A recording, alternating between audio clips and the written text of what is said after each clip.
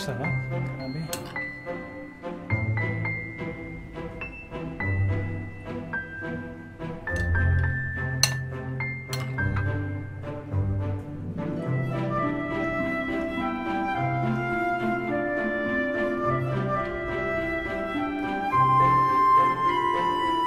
Panalo.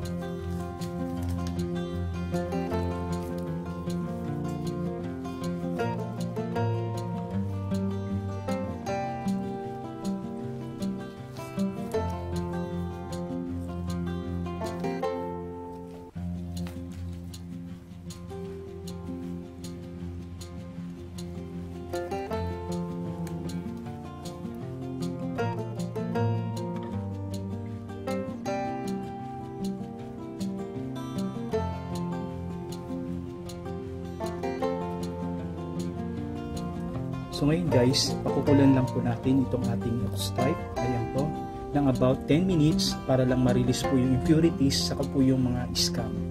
Ayan po.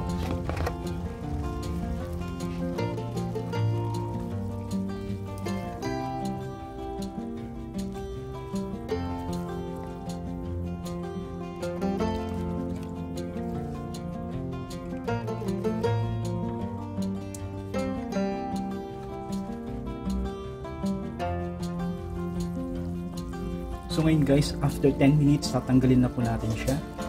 Ayan, so gagawin po natin is papalitan ulit natin siya ng pagpapakuluan. Ayan, so tatanggalin na po natin. So yan po yung mga impurities niya sa yung scum.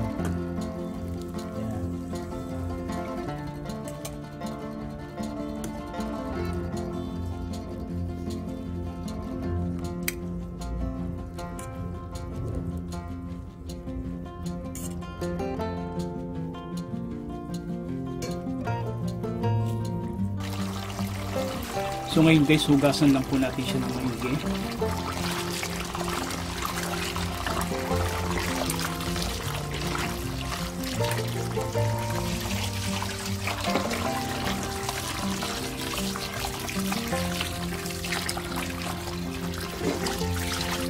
Di ko naman lang butas na pala yung gloves ko. Yun, nabutas na siya. So, ayan, hugasan na po natin siyang maigi.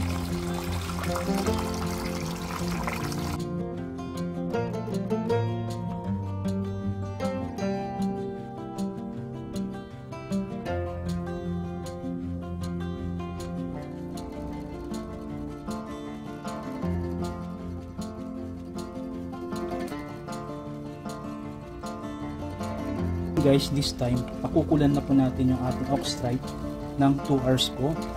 So ilalagay na po natin siya, bali pangalawa na po ito. Ayan.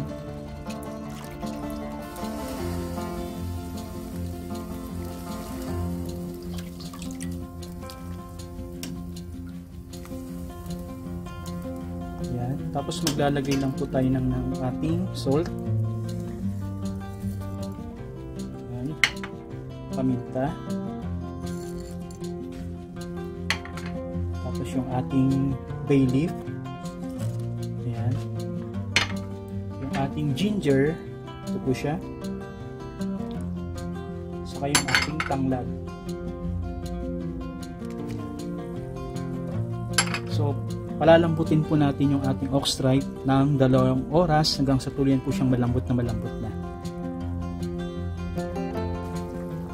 So guys, after 2 hours, so makikita nyo po yung ating ox stripe, malambot na po siya. So ready for slice na po siya. Ayan po.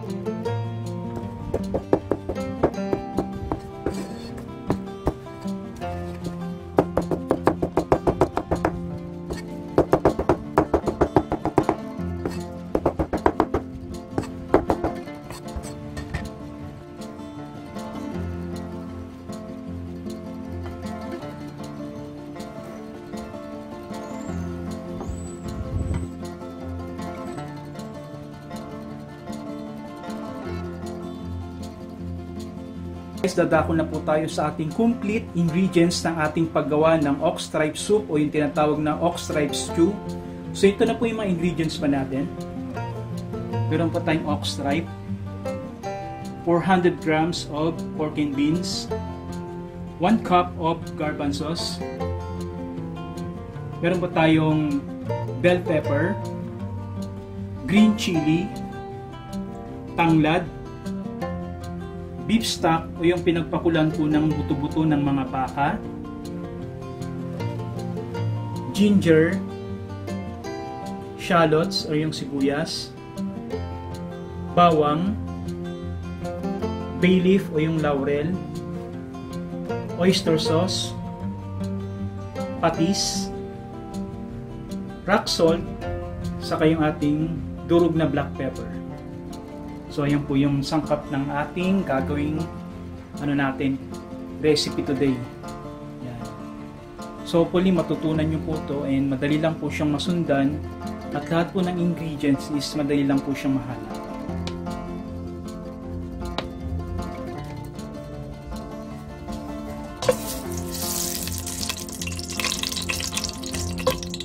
So ngayon susutay muna natin itong ating ginger.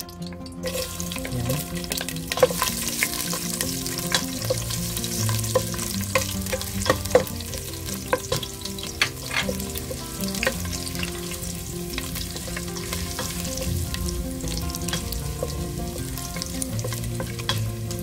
So ngayon lumabas na po yung aroma niya. So isunod na po natin itong ating sibuyas.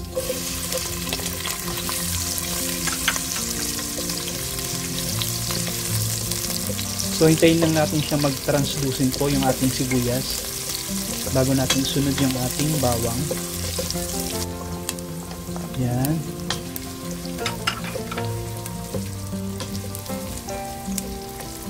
Sutay lang po natin siya.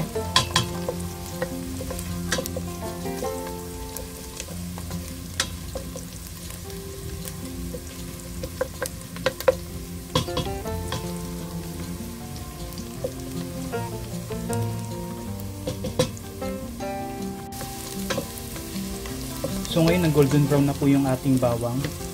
Ngayon pwede na po natin ilagay yung ating ox stripe.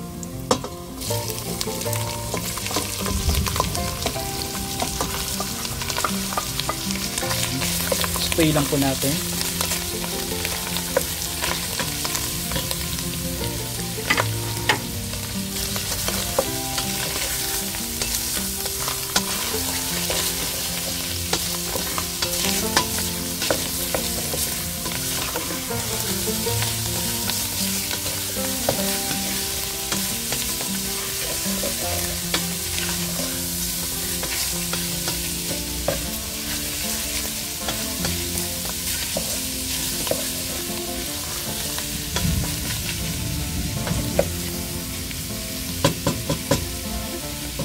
Ngayon pwede na po tayo maglagay ng ating bay leaf,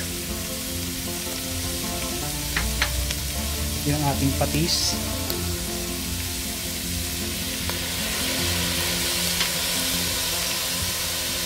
oyster sauce,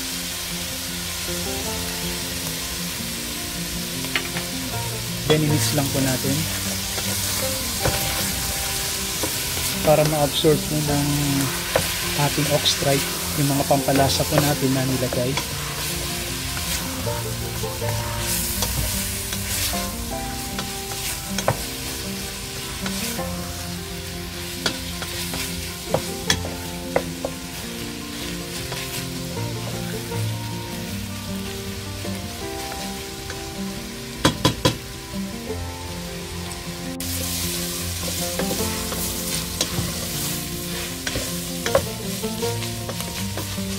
Susunod na po natin yung ating pork and beans.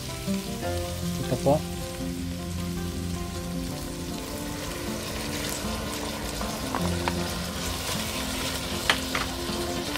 Yung ating garbanzos.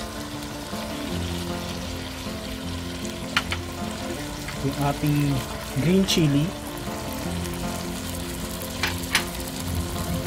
Paminta.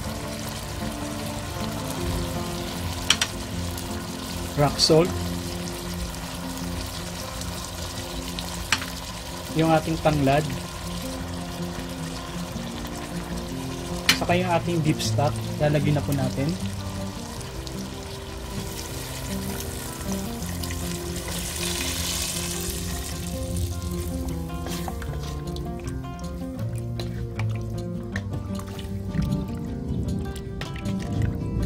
Yan. So pakukulan lang po natin siya hanggang tuluyan pong mag-combine po lahat ng ating ingredients na nilagay. So ayan po. So kung nakukulangan po tayo sa ating water o yung stock na nilagay, pwede po tayong mag-add ng water. According po yun sa preference nyo. Ayan. So pakukulin lang po natin siya ng about 10 to 15 minutes. After 15 minutes, i-check na po natin yung ating nilulutong ox stripe. Ayan. So ngayon, i-remove lang yun natin po yung ating tanglad. Tatanggalin na po natin siya. Yan. Then, i-mix lang po natin. Grabe. Yung aroma niya, iba.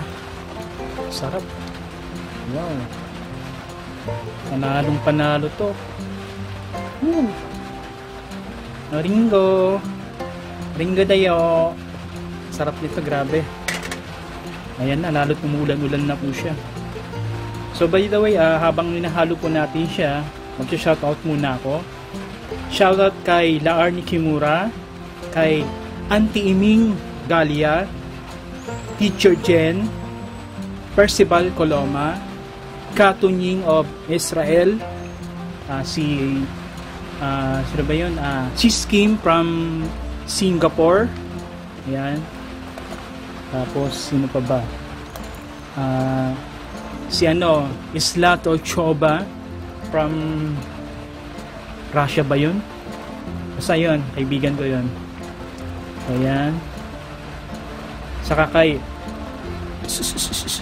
RSJ, Melanie Tingson, Liba Buhay.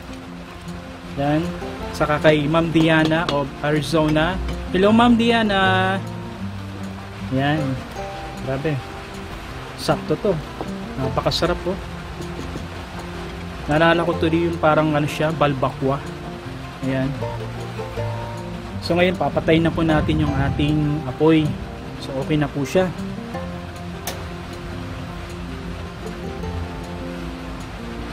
Napatay na po natin yung ating apoy. Pinakalas po is, bago po natin siya takpan, lalagay na po natin yung ating bell pepper. Ayan. Pampabango po siya. Saka para ma-diffuse po yung po niya, yung lasa niya. Lalo po siyang ma-enhance. Ayan. So ayun, tatakpan na po natin siya.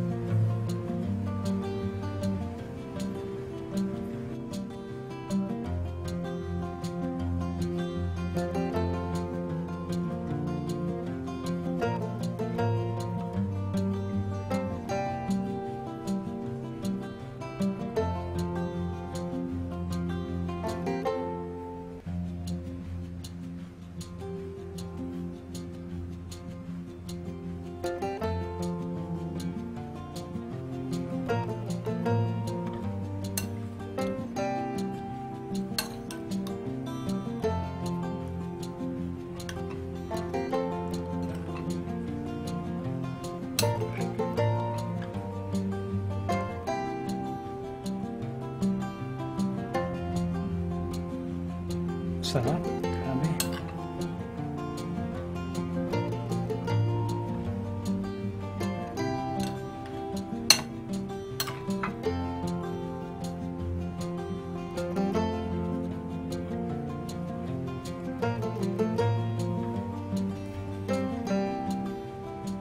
Panalo.